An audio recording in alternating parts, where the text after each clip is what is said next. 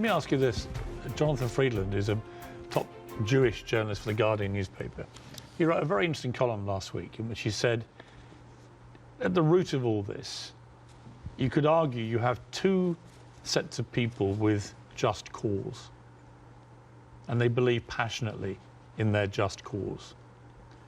And he was sort of advising people not to take sides unless you really understand the history. Would you agree with that? Would you agree that both sides have legitimate just cause? Not with the methodology that's taken place, and you've given an extremely detailed analysis of the build-up to what happened in 48. To me, it's pretty clear 700, 800,000 Palestinians were displaced from their homes, and it should never have happened. And that has been absolutely, I think, the root cause for so much resentment. But can you, at the heart of this debate, agree with Jonathan that you could argue there's just cause on both sides? There is a cause on both sides, but I'm walking on a tightrope here because I'm not a Palestinian. But from the Palestinian point of view, there's a lot of people. I mean, there are 2.2 million people living in Gaza. There are 3.5 million people living in the West Bank. There is 350,000 people living in East Jerusalem, and there's like 6 or 7 million people living outside. Those people, the Palestinians that were pushed out, they do not have the right to go back. Right now, if you meet Palestinians, you'll see them wearing a necklace with a key. That key is their house that they were kicked out from in Yafa and Haifa. You know, like my wife's family comes from Ramla, which is 50 miles from Gaza. And according to the law, those people have absolutely no right to go back. Even if you are a Palestinian with an American passport, they give you hell in order to go in. And yet, a Jewish person born anywhere in the world, born in Poland, born in Ukraine, no question asked, he can jump on a plane, land in Israel, and get the Israeli citizen and take a house that most probably belonged to a Palestinian. So it is not just like it is an ongoing injustice that has been happening. Now, I mean, where would you criticize, if you're being fair-minded, where would you criticize from 48 onwards the behavior of the Arab side? Well, put yourself in the Arab side. At 1948, you constituted 70% of the population. Suddenly, the UN is giving you 48% of the land, right? Not just that, I mean, the Arab regimes, because they did terribly, and see, this is the thing, like, Arab nationalism at the height of that, these people feed on each other. You know, because it's very, very important to have a problem. Oh, it's Israel, and for Israel, oh, it's the Palestinian. It's a very good distraction. I mean, sometimes I feel that like the Palestinian cause is very useful for both sides to stay there as attention because it's always a way to reflect. But and this is a very important question because in the mind of the Western audience, they always thought of the Palestinian resistance or the Palestinian side as like Islamic, as militant. No. As a matter of fact, some of the early suicide bombers were female Christian Palestinians because they, like the IRA, you know, they were fighting for a land. The whole idea of Islamization of the whole cause came very later. As a matter of fact, you will find this very interesting because when I saw this, I did not believe it. This, you know, the Fatah movement, which is the PLO, the Fatah. This was their slogan. Can you see? You see there's a crescent, a cross, and a menorah. And they say unitary, democratic, non-sectarian. So basically in the 1960s, Fatah were basically marijuana-smoking, tree-hugger hippies. And yet that didn't work, right? And the thing is, I always hear that like Arabs were giving so many chances for peace. That is not true. As a matter of fact, all along history, Israel didn't give an inch of land by peace. 1973 war, they gave back Sinai because Egypt like initiated the war. 2006, they went out of south of Lebanon because of the resistance they have. Even the disengagement of Gaza, they didn't do it out of the goodness of their heart because they had too much casualties. And even the Oslo Accords, the peace treaty, the one that Isaac Rabin and got the Nobel Prize for, they did it because of the Intifada. So what is the message that Israel is giving to the Arabs? I will never give you anything with peaceful resolution. You will always have to fight for it. Do you not think that, for example, I mean, Bill Clinton feels this very strongly, that there was a great deal to be done, and Arafat just in the end having indicated the whole time that if we got to this place, there would be a deal, just walked away.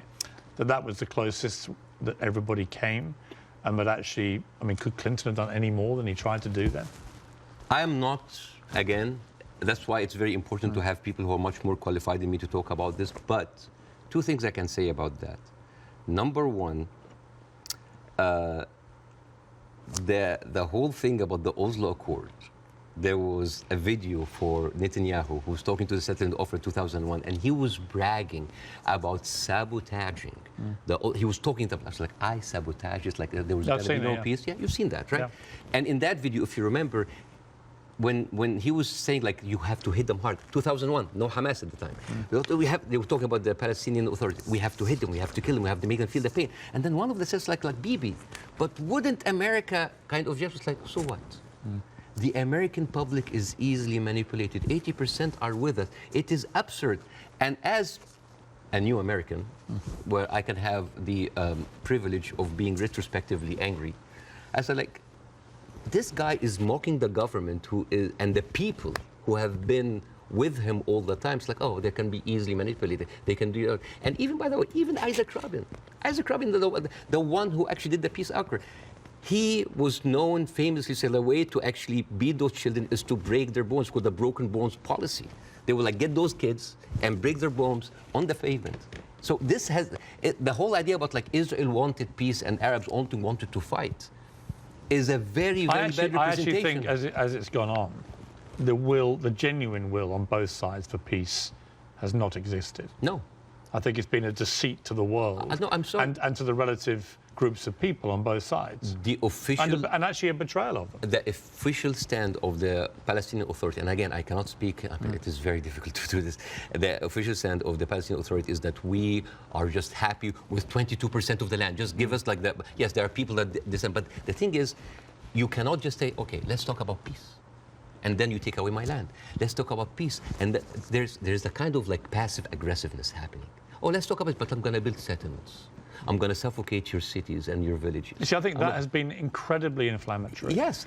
Worsening the situation.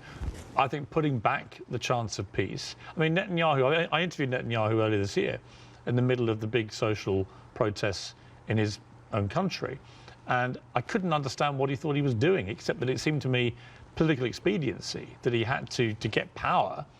You know, again, he had put a bunch of right-wing headbangers into his cabinet who have incredibly bad records, speak in an incredibly incendiary way about Palestinians, for example. And he did this for power. And then he launched, because they were pushing him to do it, a ridiculous assault on the integrity of the Supreme Court, the independence of the Supreme Court. And many Israelis rose up. So Netanyahu has become, to me, a big problem.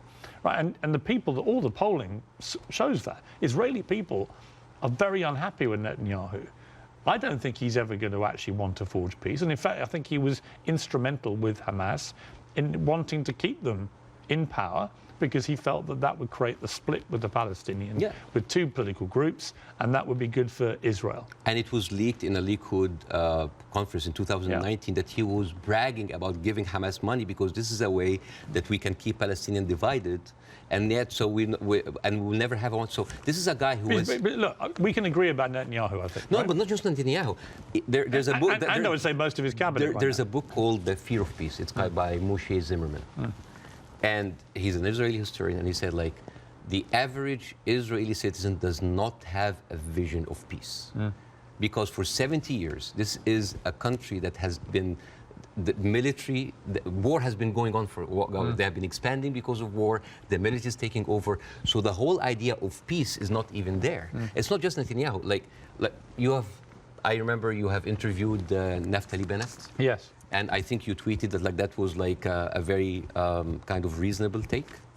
Yeah? I don't think I said reasonable. No. Yeah. But like this Naftali, he went after Queen Rania, and he called up shame on Queen Rania. No, I didn't say reasonable. I just said this.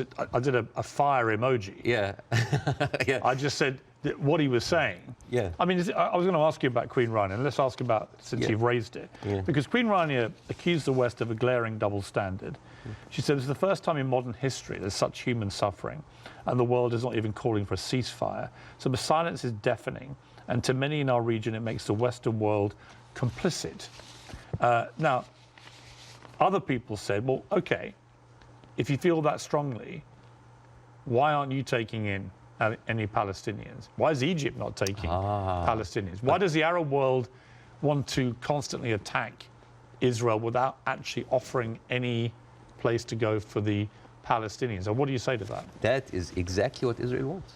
And that is exactly what actually starts Third War III.